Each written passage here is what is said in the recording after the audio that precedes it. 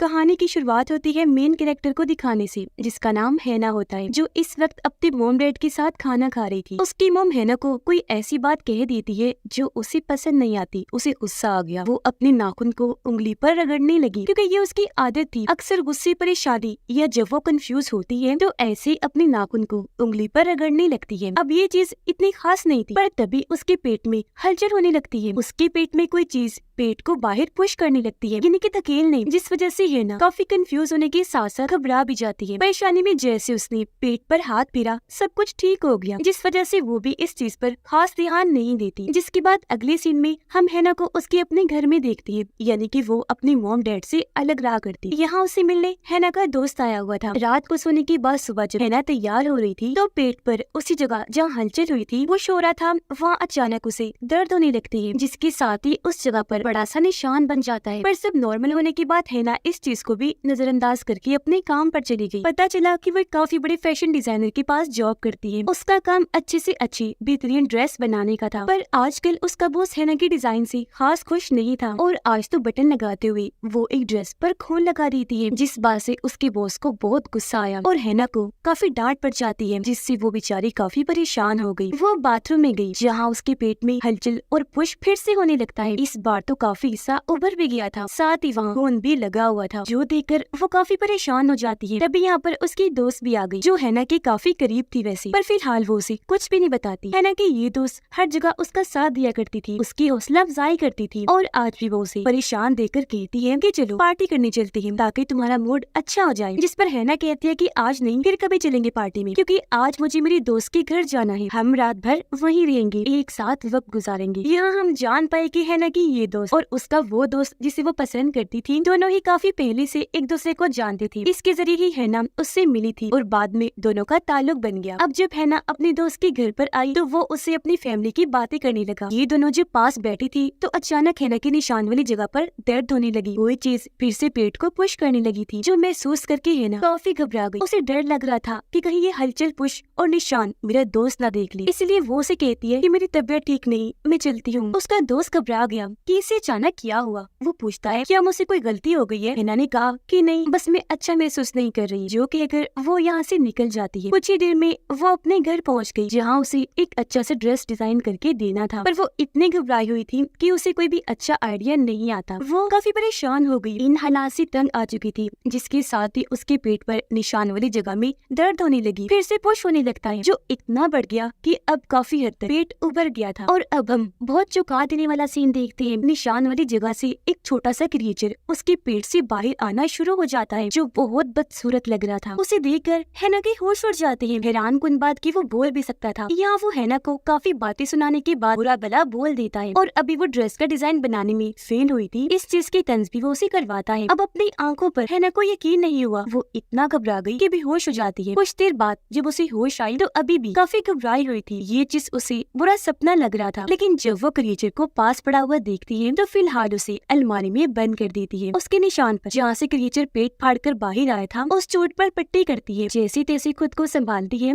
और एक बार फिर अपने काम पर लग गई। इस बार उसे काफी बेहतरीन आइडिया आता है। वो अच्छा सा डिजाइन बनाकर उसके जरिए खूबसूरत सा ड्रेस तैयार कर लेती है, जो उसके बॉस को भी काफी पसंद आया। वो हैना की तारीफ करता है, जिससे वो बेहद खुश हो गई। अब जब हैना अपनी दोस्त से बात कर रही थी तो उसकी चोट से खून आने लगता है, जो उसकी दोस्त ने देख लिया था। उसने जब इस बारे में पूछा तो हैना जवाब देती है कि ये मुझे एलर्जी हो गई है, जल्द ही मैं स्किन जल्द वाले डॉक्टर के पास जा रही हूँ, उससे अपनी एलर्जी का इलाज करवाऊंगी। कुछ ही देर में हैना स्किन वाले डॉक्टर के पास आई चेकअप करवाने, जो उसके निशान को चेक करने लगती है। वो हैना से पूछने लगी कि क्या तुम अभी कोई ब्यूटी प्रोडक्ट इस्तेमाल कर रही हो, यानी कोई क्रीम, लोशन वगैरह, जिससे तुम्हें ये एलर्जी हो गई है। हैना कहती है नहीं तो, मैंने तो ऐसा कुछ भी इस्तेमाल नहीं किया। डॉक्टर कहती है तो फिर ये एलर्जी तो नहीं है। थोड़ा और चेक करने की बाद वो सोचती है, फिर कहती है कि ये मसला तो डुअल डीएनए का है, यानी एक इंसान में एक टाइम में 2 डीएनए का होना। मतलब कि जब तुम अपनी मॉम के पेट में थी, पैदा होने वाली थी, तो तुमने अपनी जुड़वा बहन या भाई को पैदा होने ही नहीं दिया, बल्कि उसे अपने अंदर ही जज़ब कर लिया, जिस वजह से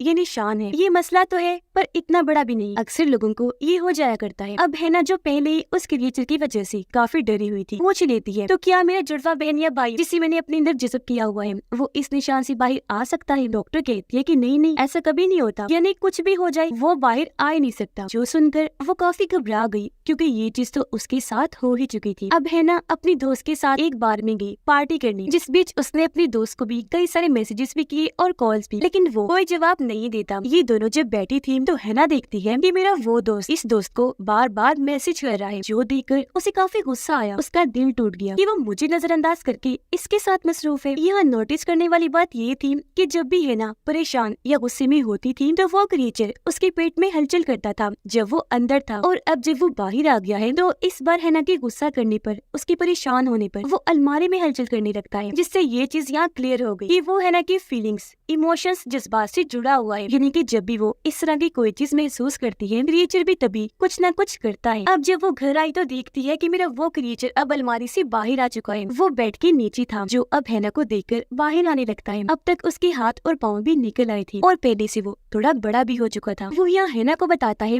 कि तुम्हारा दोस्त जिसे तुम प्यार करती हो वो तुमसे नहीं बल्कि तुम्हारी दोस्त से बातें करता है, यहाँ तक कि अभी भी वो दोनों साथ ही हैं। ये सुनकर हैना को बुरा लगने लगता है। अब उसको परेशान देखकर क्रिएचर उस पर हंसने लगा, कहता है मगर मैं तुम्हारी मदद कर सकता हूँ जिससे सब ठीक हो जाएगा। वो जब आगे बढ़ा तो हैना उसकी आंखों में देखने लगती है। वो कहीं खो ही गई, ऐसा लग रहा था जैसे वो हिप्नोटाइज हो रही हो, यानी कि अपने होश खो रही हो। पर इसी बीच उसकी मॉम की कॉल आ गई। फोन की बेल पर जैसे उसका ध्यान गया वो वापस नॉर्मल हो जाती है, उसे होश आ गई और अब क्रिएचर को अपने इतने पास देखकर उसे गुस्सा आ गया। वो उसके सर में एक चीज देकर मारती है जिससे वो बेहोश हो जाता है। थोड़ी देर के बाद जब उसे होश आई तो हैना उसे उठाकर बेसमेंट पे ले गई। वो उसे वही छोड़कर वापस आने लगती है। क्रिएचर कहता है कि तुम मुझसे कभी भी छुटकारा हासिल नहीं कर सकती, चाहे तुम जितनी मर्जी कोशिश कर लो। पर उसकी बातों को नजरअंदाज करके हैना वहाँ से निकलकर घर में आ जाती है। यहाँ उसकी मॉम की फिर से कॉल आई, जिसे इस बार वो उठा लेती है। अपनी मॉम से पूछने लगी कि क्या मेरा कोई जुड़वा बहन या भाई था जब मैं पैदा होने वाली थी, लेकिन उसकी मॉम साफ साफ मना कर देती है। वो हैना को बताती है कि हम एक पार्टी रख रहे हैं जिसमें तुम भी आ जाना। अब हैना जो पहले ही काफी परेशान टेंशन में थी अपनी उंगली पर नाखून को रगड़ने लगती है। तभी उसके दरवाजे पर दस्तक हुई। हैना ने जब चेक किया तो वहाँ उसके दोनों दोस्त थे जो उसे लेने आए थे, क्योंकि वो घूमने कहीं पर जा रहे। दोनों को साथ में देखकर हैना को बहुत बुरा लगता है। उसे तो पहले ही शक था कि इनके बीच कुछ चल रहा है, तो आज उसका शक और बढ़ जाता है। उसे गुस्सा आया हुआ था, इसलिए वो उनके साथ जाने से मना कर देती है और कहती है कि तुम दोनों ही चले जाओ। उन्होंने ऐसा ही किया, एक बार भी उसे चलने की जिद नहीं की, चुपचाप वहाँ से चले जाते हैं। हैना अब इंटरनेट पर डुअल डीएनए के बारे में सर्च करती है, जहाँ उसे कुछ लोगों के एक ग्रुप के बारे में पता चलता है जिन सबको भी डुअल डीएनए का मसला था और उन्होंने अपना एक अलग ठिकाना बनाया हुआ था। अब उस जगह का एड्रेस लेने के बाद हैना वहाँ जाने के लिए निकल जाती है। वो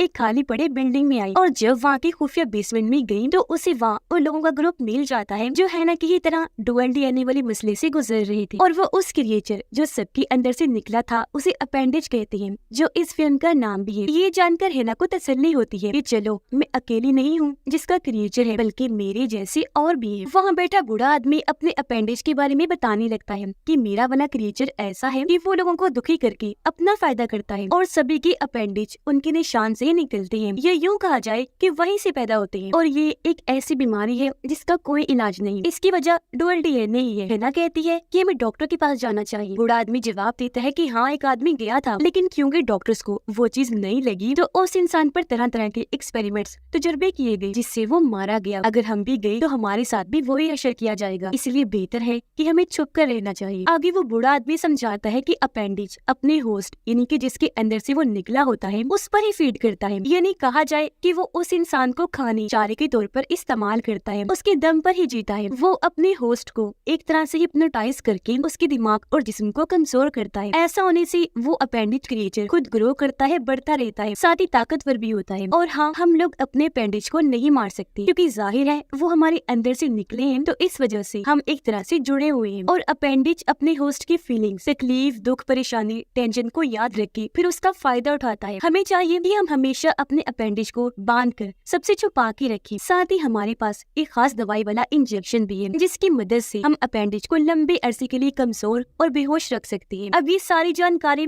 और इंजेक्शन लेने के बाद हैना वहाँ से जाने लगती है, लेकिन तभी उसे यहाँ क्लोडिया नाम की एक लड़की मिलती है जो अभी इसी ग्रुप की थी और अब वो हैना को रोककर उससे बातें करने लगती है। फिर उसे कॉफी पिलाने अपने घर ले गई जहाँ ये थोड़ी बहुत बातें करती है और ऐसे इनकी दोस्ती हो गई। अब क्लोडिया ने अपने अपेंडिज को एक जगह पर बांध के रखा हुआ था जो इस वक्त काफी शोर हलचल कर रहा था। हैना कहती है कि तुमने अपने अपेंडिज को इंजेक्शन क्यों नहीं दिया? वो कहती है इसलिए नहीं क्योंकि कभी कभी मुझे लगता है कि ये चीज गलत है, जिस पर हैना उसे समझाती है मगर हमें ऐसा करना ही होगा क्योंकि ये अपेंडिज हमारी बुराइयों को सामने रख के हमें तंग करते हैं, हमारा एक तरह का मजाक बनाते हैं, जिससे जाहिर है हमारे अंदर नेगेटिव सोचें आती है जिसका ये अपेंडिज फायदा उठाती है। तो मेरे हिसाब से ये चीज ज्यादा गलत है। तो अब क्लोडिया अपने अपेंडिज को शांत करने के लिए चली जाती है जबकि हैना अपने घर आ गई। उसका अपेंडिज कहता है कि मैं तुम्हारी मदद कर सकता हूँ जिससे सब ठीक हो जाएगा, अगर तो तुम मेरी बातें मानती रही तो सब ठीक चलता रहेगा। पर हैना उसकी एक भी ना सुनकर उसे वो इंजेक्शन लगा देती है जिससे वो बेहोश हो गया। रात के वक्त हैना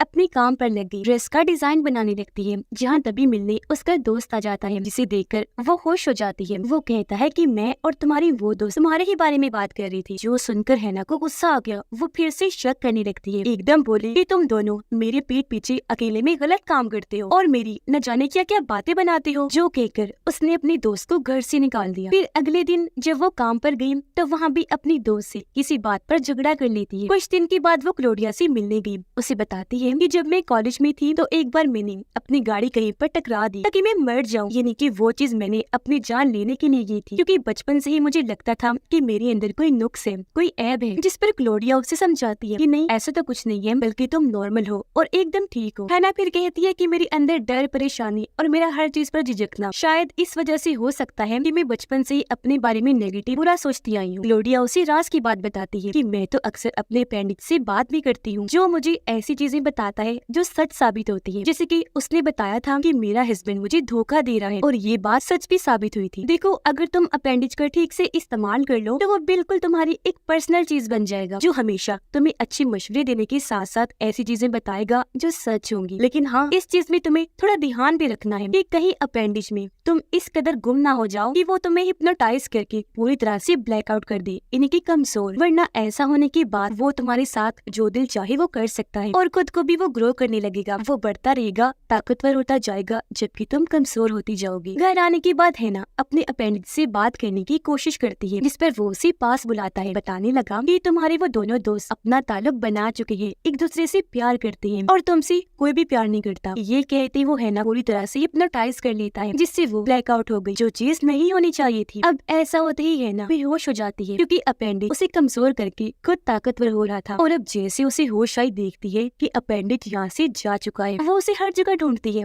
जिस बीच उसकी मॉम की कॉल आ गई। वो कहती है कि आकर अपना खाना ले जाओ। अब हालांकि वो परेशान थी, अपेंडिज की वजह से वो कमजोरी महसूस करे, लेकिन फिर भी अपने मॉम डैड के घर जाने के लिए निकल जाती है। यहाँ हमने नोटिस किया कि उसका अपेंडिज वहीं छुपा हुआ है। रास्ते में वो क्लोडिया को कॉल करके सब कुछ बता देती है, उससे मदद मांगने लगी, जिस पर क्लोडिया उसे जवाब देती है कि हाँ मैं थोड़ी देर में तुमसे मिलती हूँ, मेरे घर ही आ जा। अब जैसे तैसे वो अपने मॉम डैड के घर तो पहुँच गई थी, पर वहाँ जाकर उसकी तबीयत इतनी खराब हो जाती है कि वो खाने पर ही उल्टी कर दी। तो यहाँ उसकी बहस अपनी मॉम से भी हो जाती है। वो वहाँ से फौरन निकली, बाहर आकर क्लोडिया को फिर से कॉल करके अपने घर आने को कहती है कि जरा जल्दी आना, मेरी तबीयत बहुत खराब है। वो जब अंदर आई तो तबीयत और बिगड़ने लगती है, जो जाहिर है उसकी अपेंडिज की वजह से हुई थी और अब उसका अपेंडिज उसके काफी पास आ जाता है, जो बहुत भयानक लग रहा था और अब पहले की निस्बत काफी बढ़ गया था। वो हैना को काफी बुरी बातें कहकर उसके अंदर नेगेटिव सोच को पैदा करता है, जिस वजह से वो भी परेशान हो गई, डर गई और नेगेटिव सोचने लगती है। ऐसा करके उसने क्योंकि हैना को दिमागी तौर पर तोड़ दिया था, तो वो अपने प्लान में कामयाब रहा और अब वो अपनी जुबान से हैना को फीड करने लगता है, जिसके थोड़ी देर बाद वो हूबहू हैना का रूप ही ले लेता है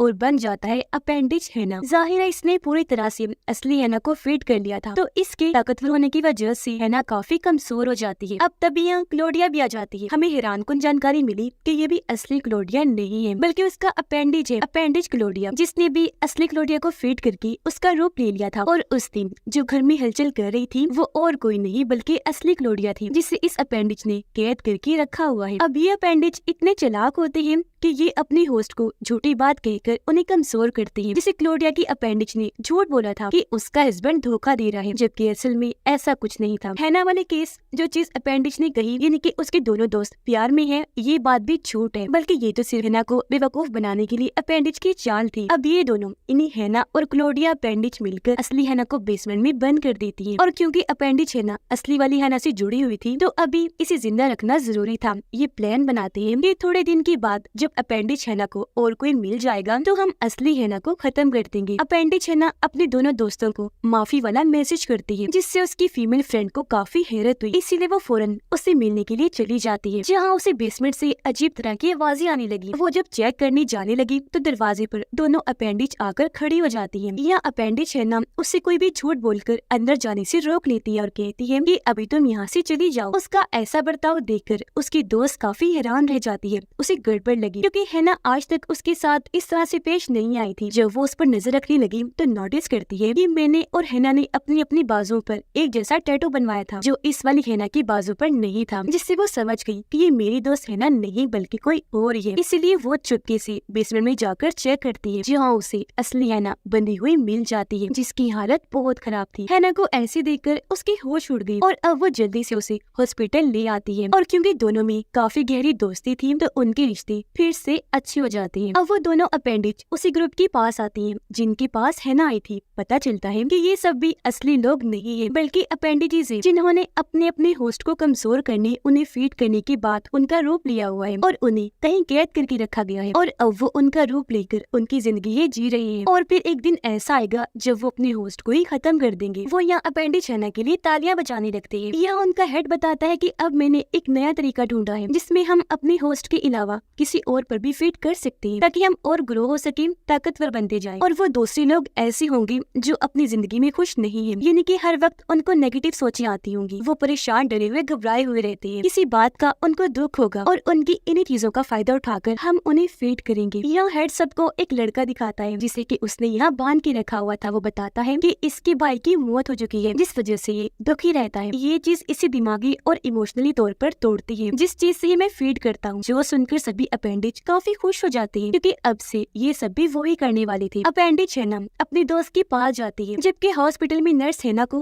रिपोर्ट के बारे में बताती है, जो बिल्कुल ठीक थी, लेकिन वो ये भी कहती है कि तुम कुछ दिन और यहाँ हॉस्पिटल में ही रहोगी। अपेंडिक्स हैना का दोस्त जब दूसरे कमरे में गया तो उसका दांत टूट जाता है, जिससे वो परेशान हो गई। फौरन क्लोडिया को कॉल करके इस बारे में बताती है। तब अपेंडिक्स क्लोडिया उसे बताती है कि असली हैना आजाद हो चुकी थी, जो अब हॉस्पिटल में है और ठीक होती जा रही है। साथ ही वो दिमाग और इमोशनली दोनों तरह से मजबूत होती जा रही है। यही वजह है कि तुम, यानी अपेंडिक्स हैना, कमजोर हो रही है, क्योंकि तुम दोनों अभी तक एक दूसरे के साथ जुड़ी हुई हो। जैसा कि हम जानते हैं कि अपेंडिक्स फीड करके तब ग्रो करता है, ताकतवर बनता है, जब उसका होस्ट दुखी, परेशान हो, उसके दिमाग में नेगेटिव सोच हो, दिमागी और इमोशनली तौर पर वो टूट जाए। पर अब क्योंकि असली हैना के पास उसकी दोस्त है, तो इस वजह से वो बेहतर होती जा रही थी, काफी खुश भी, जो चीज अपेंडिक्स हैना को कमजोर करने की वजह बन रहा था। अब क्लोडिया उसे कहती है कि तुम किसी और पर फीड कर लो, तो अब वो अपने दोस्त पर ही फीड करने लगती है, जिसे कि अपने मॉम की मरने का दुख था। हॉस्पिटल में दोनों दोस्तों को अपने मेल फ्रेंड का ख्याल आता है कि कहीं वो मुसीबत में तो नहीं, इसीलिए दोनों फौरन हैना के घर आ जाती है, जहाँ पर अपेंडिक्स क्लोडिया हैना पर हमला कर देती है। पर ये दोनों दोस्तें मिलकर किसी तरह उसे काबू कर लेती है और उसे वो इंजेक्शन लगा देती है, जिससे वो बेहोश होकर वहीं गिर पड़ती है। फिर ये दोनों कमरे में गयी, जहाँ अपेंडिक्स हैना उसके दोस्त पर फीड करे। अब अगर ये फीड का प्रोसेस पूरा हो गया तो पहले इनका दोस्त मारा जाएगा और फिर अपेंडिक्स हैना असली हैना को भी मार देगी, क्योंकि अभी तक दोनों जुड़ी हुई थी। इसलिए हैना उसकी जुबान ही काट देती है, जिससे फीड का प्रोसेस रुक गया। हैना और उसके दोस्त की जान बच जाती है। फिर अब अपेंडिक्स हैना असली हैना को बातें करके जज्बाती करने की कोशिश करती है, ताकि वो इमोशंस में आकर टूट जाए। पर अब क्योंकि ये हैना काफी मजबूत है, इसलिए वो खुद पर काबू पा लेती है और उसे इंजेक्शन देकर बेहोश कर देती है, जिससे धीरे धीरे वो कमजोर होती जाएगी, फिर बहुत छोटी बन जाएगी। मरेगी तो नहीं, पर उसका साइज हमेशा के लिए छोटा ही रह जाएगा और अब की बार वो खतरनाक भी नहीं रहेगी। ये पहले जैसी छोटी सी क्रिएचर होगी, जिससे हैना को कोई फर्क नहीं पड़ेगा। अब हैना और उसकी दोस्त असली क्लोडिया को भी बचाकर उसे आजाद कर देती है, साथ ही उसकी अपेंडिक्स को भी छोटा कर देती है और वो भी अब खतरनाक नहीं रहेगी। अब हैना और उसकी दोस्त जॉब छोड़कर अपना काम शुरू कर देती है। अब की बार हैना में काफी कुछ बदल गया था, उसके अंदर पॉजिटिव सोच आ गई थी, कॉन्फिडेंस, हौसला आने की वजह से उसके रिश्ते सबके साथ अच्छे हो गए थे। वो सोच लेती है कि मैं जैसी भी हूँ, मुझे ऐसे खुद को कबूल कर लेना चाहिए। फिर इसी सोच के साथ वो खुश रहना शुरू शुरू कर देती है। वो अपने अपेंडिज को बिल्कुल किसी छोटी सी बेबी की तरह संभाल रही थी, सबसे छुपाकर। अब कहानी से हम समझ पाए कि अपेंडिज हमारे अंदर की नेगेटिव सोच, परेशानी, दुख, टेंशन, तकलीफ और ऐसी कई सारी फीलिंग्स हैं जो हर इंसान के अंदर होती हैं, और जाहिर है इनसे इंसान कमजोर हो जाता है। पर इसका मुकाबला हम इस तरह कर सकते हैं कि इन फीलिंग्स पर काबू रखें, यानी कि हमेशा पॉजिटिव सोचें, टेंशन को ज़हन से निकालकर रिलैक्स रहें, जिससे ये कहानी वाला अपेंडिज यानी कि ये बुरी फीलिंग्स हम पर हावी नहीं होंगी, हम बिल्कुल ठीक रहेंगे। इसी मैसेज के साथ ये फिल्म इधर ही खत्म हो जाती है।